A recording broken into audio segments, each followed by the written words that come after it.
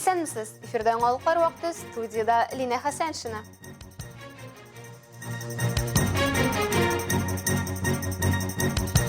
Ишек алды бәйрәмнәре күршеләрне якынайта.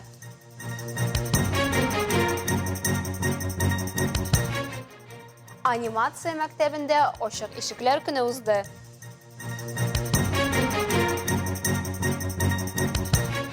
Телекомпаниябыз хезмәткәрләре республика күләмендә иң-иңнәр булып танылды.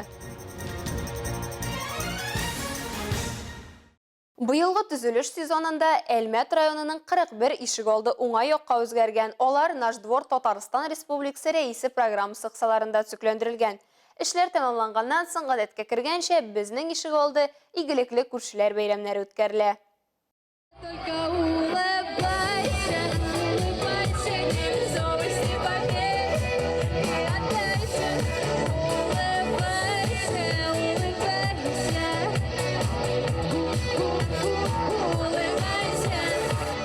Безнең ишек алды игелекле күршеләр бәйрәме ел сайын уза. Моңа җирлектә бар. Яңа спорт һәм уен мәйданчыклары төзекләндерелгән, уңайлы ял зоналары күршеләрне бергәләп ял итәргә, татулашырга өнди.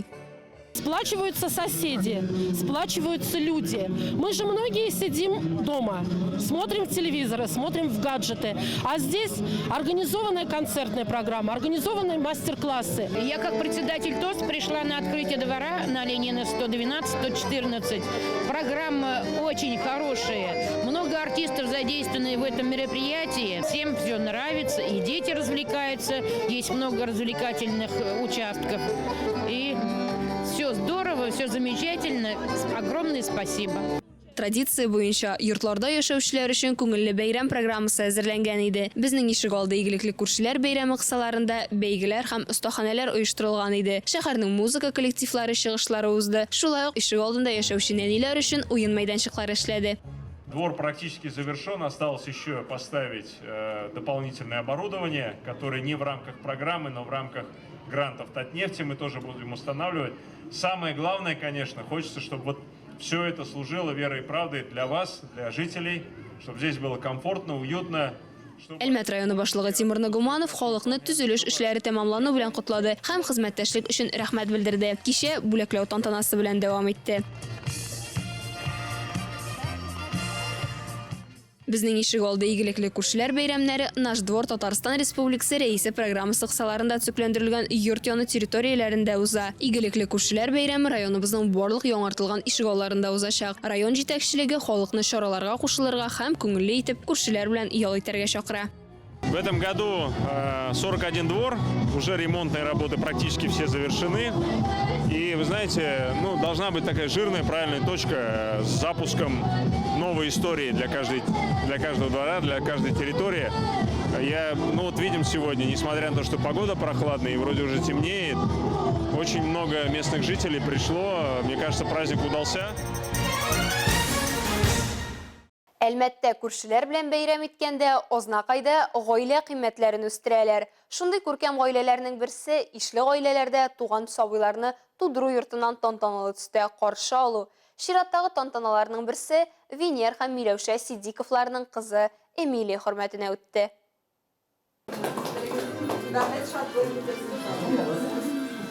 Эмилия Сиддикова актлар китабына 2023 елда дөньяга килгән 278 бала булып теркәлде.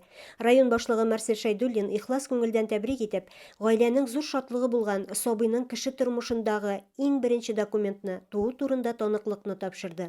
Чын күңелдән тәбрик итәбез. Котлыйбыз, бәхетле бала булып үссен, әтисе тизрәк әйләнеп кайтсын, Алла берсә шушы баланы бергәләп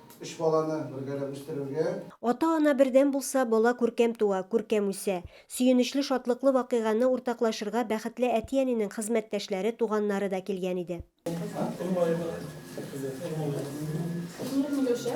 Сездә тотлыйбыз, шундый вакыйга белән кызыгызны тигез тормышта бәхеттә үстерергә язсын.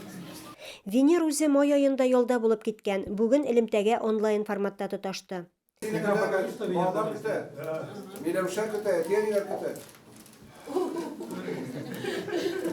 Бала баласы балдан татлы дип тиккә генә әйтмәгәннәр. Бу сүзләр белән һәрбер әби бабай килешәдер. Бүген дәү әти сабыйны үз кулларына алды. Bir kız üstürdü benim özüm. Enisi yok kanışını. Bana kadar üçüncü olmuş katıldı. Ben bir şart. İkisini üstürdü. Ben de üçüncü öbezetini üstürdü. Bunlara kadar yerden bittim. Onlar bile bir getirip. Ben bir şart. Эмилия Венер һәм Миләүшә Сиддиковлар гаиләсендә 3нче бала булып туган.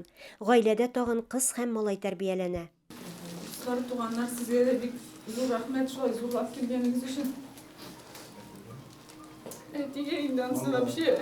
Главное әтигә инде. Әти безне дә әйтте. Өч баланы да Алла берсе бергә Венер белән үстерегез. Эмилия Сиддикова бу документны бөтен гомере буе зур горурлык белән һәм лаеклы рәвештә саклап йөртсен. Илмира Шәрифуллина, Рөстәм Әкбәров, Яңалыклар вакыты, Луч, Әлмәт телекомпаниясе.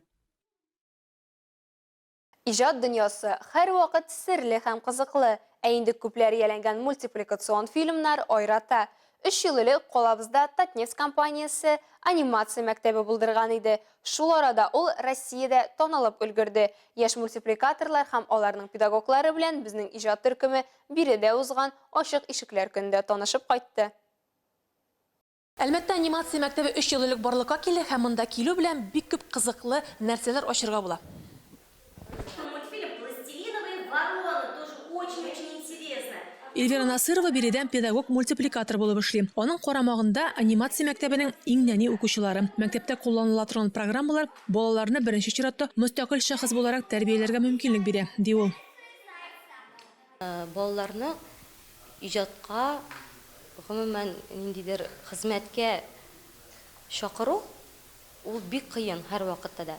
Әмма ләкин уен аша, ниндидер кызыклы фактлар аша аларны җәлеп итәргә җиңелрәк. Һәм без моның белән шәхсән мин үзем нәкъ шуның белән шөгыльләнәм монда. Колобочек попрыгал, да? Здорово? Молодец, умничка. Теперь давай. 6 яшьлек Риналне бирегә апасы Гөлнара алып килгән. Сабый тирәлеккә тиз ияләште. Кыска гына вакыт эчендә ул пластилиннан аю ясады, аны башка геройлар белән тулыландырып, үз мультфильмында төшерергә өлгерде. Туганының хезмәт нәтиҗәләре Гөлнараны да кызыктырып, эш өстәле артына утырырга мәҗбүр итте. Бүгенге көндә балалар бик развиты, үзләренең максатларын ачыр өчен килдек монда, үзләрен сынап карасыннар, бәлки бик шараларга. Мәктәп 2 корпуста урнашкан, беренчесе яшь ярымнан башлап 7 яшьтәге балалар өчен. Биредә иҗат ярдәмендә балалар бакчасына яраклаштыралар. Өлкәнрәкләрне рәсем ясарга, әкиятләр язарга һәм геройларны хәрәкәткә китерергә. Соңрак компьютер графикасына өйрәтәләр. Они раскрываются, раскрепощаются через героев. Они лепят своего героя. Герой смелый, покажи, какой он смелый, расскажи, как говорит смелый человек и так далее. То есть они учатся раскрываться и снимают свои, так скажем, зажатости и комплексы. Это вот такой черновой вариант, когда у нас нет, это уже финальный результат. Икенче бинада исә җитдирәк иҗатка өстенлек бирелә. Монысы 12-17 яшьлекләр өчен. Күп санлы программалар арасында башлыча бөтен дөнья буенча күпчелек мультипликацион фильмнар булдырыла торганнары өйрәтелә. Мисал өчен 3D форматындагы фильмнар.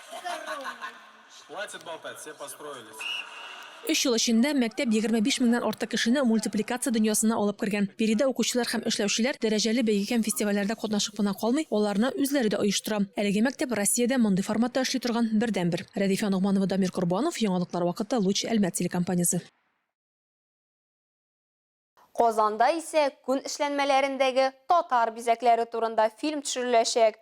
Картинаны төшерүчеләр 1,6 миллион сумлык Татнефть грантын тоткан. Документаль нәфис фильмда татар милли аяк киеме, читекләр мисалында күн мозаикасы аерым сәнгать төре буларак күрсәтелә.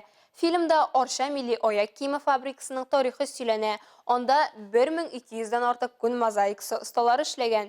Режиссер Бай Хайруллин сүзләренчә, фильмга республика һәм башка төбәкләрдән килгән татар күн мозаикасы техникасында әйберләр ясау традицияләрен саклаучы осталар, яшь белгечләр һәм башкалар белән әңгәмәләр керәчәк. Сәгать ярымлык фильм татар телендә русча дубляж белән барачак.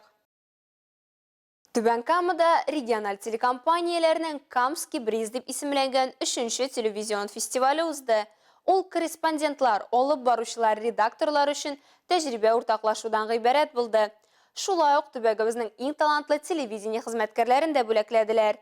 Безнең хезмәттәшләре безнең уңышы хакында алдагы минутта. Приведите в пример соседний дом, где они утеплили для того, чтобы не мерзнуть зимой.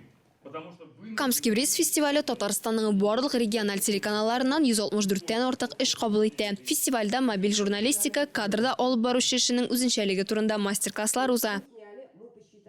Тәҗрибә туплыйбыз дип уйлыйм. Бик кирәкле фестиваль, бик кызык фестиваль, киләчәктә дә шулай дәвам итсен иде. Темалар эзләү, яңалыклар булдыру буенча остаханәләрдә Казан спикерлары журналистларның эшендә кирәк булачак киңәшләре белән уртаклашты. Әлеге фестиваль беренче чиратта инде әлбәттә хезмәттәшләр белән очрашу, күрешү. Бүгенге заманда без инде телефонда, социаль челтәрләрдә утырып, үзебезнең шушы коллегаларыбыз, хезмәттәшләребез белән бит инде күзгә-күз карашып, сөйләшергә, аңлашырга вакыт та таба алмыйбыз. Ә менә бу фестиваль чыннан да мин инде биредә 3нче тапкыр һәм шушы хезмәттәшләр белән күрешеп, сөйләшеп, аларның нидә темаларга эшләргә яратканлыкларын күреп, безнең инде берсеннән-берсе көчле спикерларның шушы дәресләрен тыңлап, без бик тә күңелле һәм файдалы вакыт үткәрәбез биредә. Фестивальның рәсми программасы бүләкләү тантанасы белән тәмамланды. Луч телекомпаниясе балалар журналистикасы номинациясендә 3нче, Нәфис төшерү номинациясендә 2нче урын алды. Ә безнең монтаж операторы Ленар Курбанов һәм Новости программасы җитәкчесе һәм алып баручысы Альбина Әхлиуллинаның эше иң яхшысы дип танылды. Әлегә шулар, мин Лина Хәсәншина һәм монтаж операторы Динара Гайнетдинова сезнең белән сау булашабыз. Исән-имин булыгыз.